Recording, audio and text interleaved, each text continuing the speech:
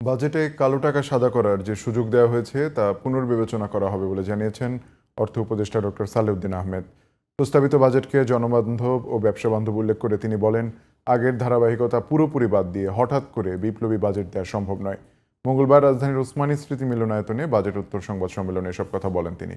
বাজেটে মূল্যস্ফীতি 6.5% নামিয়ে আনার লক্ষ্য সহজেই অর্জিত হবে বলে জানান বাংলাদেশ ব্যাংকের governor doctor Ahsan S Mansur.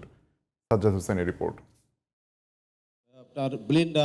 প্রথা অনুযায়ী নতুন বাজেট ঘোষণার পরের দিন বাজেটোত্তর সংবাদ সম্মেলনের আয়োজন করে অর্থ মন্ত্রণালয়। এতে অর্থ উপদেষ্টা ছাড়াও অংশ নেন পরিকল্পনা, জ্বালানি, কৃষি ও বাণিজ্য মন্ত্রণালয়ের উপদেষ্টারা।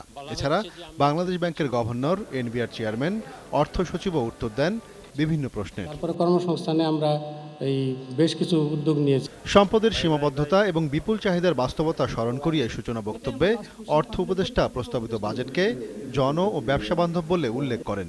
হঠাৎ করে বিপ্লবী বাজেট দেওয়া সম্ভব নয় বলেও মন্তব্য করেন তিনি। পপুলার ডিমান্ড একেবারে সবাই বলে এইভাবে করো, এটা পলিসি, এটা ডিফিকাল্ট। কারণ পপুলার ডিমান্ড জনগণের ডিমান্ড থেকে ডেফিনেটলি আমরা শ্রদ্ধা করবো, কিন্তু সেভাবে তো ঠিক প্র্যাকটিক্যাল পলিসি নেওয়াটা ডিফিকাল্ট হয়। অনেকে বলে যে তোমরা তো আগের পদাঙ্ক অনুসরণ করেছো, আগের ম্যাক্রো ইকোনমিক ফ্রেমওয়ার্ক। আমরা যে সময় চট করে একবার ডিপার্চার করে নিয়ে একেবারে দারুণ বিপ্লবী একটা বাজেট দিয়ে দেবো, দারুণ একটা রেভিনিউ আনবো, এটা সম্ভব না। বাজেটে কালো টাকা সাদা করার সুযোগের বিষয়ে সাংবাদিকদের তীক্ষ্ণ প্রশ্নের মুখে বিষয়টি পুনর্বিবেচনার আশ্বাস দেন অর্থ উপদেষ্টা। কালো টাকা কিন্তু এটা ঠিক কালো টাকা না, আমরা যেটা অপ্রতিষ্ঠিত টাকা কোনো কারণে যদি আপনার কাছে থাকে, শুধু ফ্ল্যাটের ব্যাপারে একটা বিধান দেওয়া হয়েছে। নিজের জমিতে করেন তখন এত দিতে হবে, আর অন্য ঠিক আছে যদি আপনারা মনে করেন যে কালো টাকা দুটো দিক আছে, একটা নৈতিক দিক কালো টাকা সাদা করা, আরেকটা হলো প্র্যাকটিক্যাল দিক, টাকা পয়সা আমরা ট্যাক্স পাবো কিনা। দুই দিকই কালো টাকাটা সাদা করার ব্যাপারে হয়তো ডেফিনেটলি কিছু ইস্যু থাকে, সেটা আমরা বিবেচনা করবো যে এটা সে করা যায় কিনা।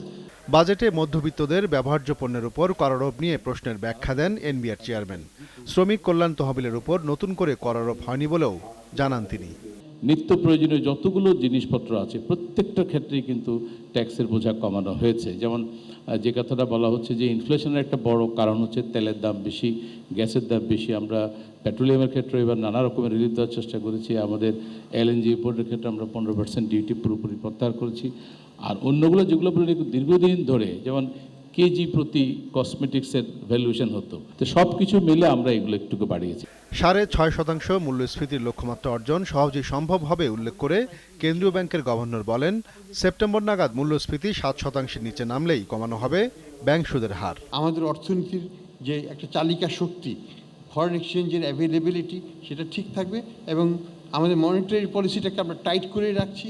আমরা আগামীতে এটা ইন্টারেস্ট রেটটা কমিয়ে আনবো যখন ইনফ্লেশনটা 7%-এর নিচে নেমে যাবে। আমরা আশাবাদী এটা জুলাই, অগাস্ট, সেপ্টেম্বরের মধ্যেই আমরা সেখানে যেতে পারবো। রাজস্ব আহরণ ও সুশাসনের ঘাটতি না থাকলে বাজেট আরও ভালো হতো বলেও মন্তব্য করেন অর্থ উপদেষ্টা। আমরা চেষ্টা করছি। Sajjad Hossain, GTV news, Dhaka.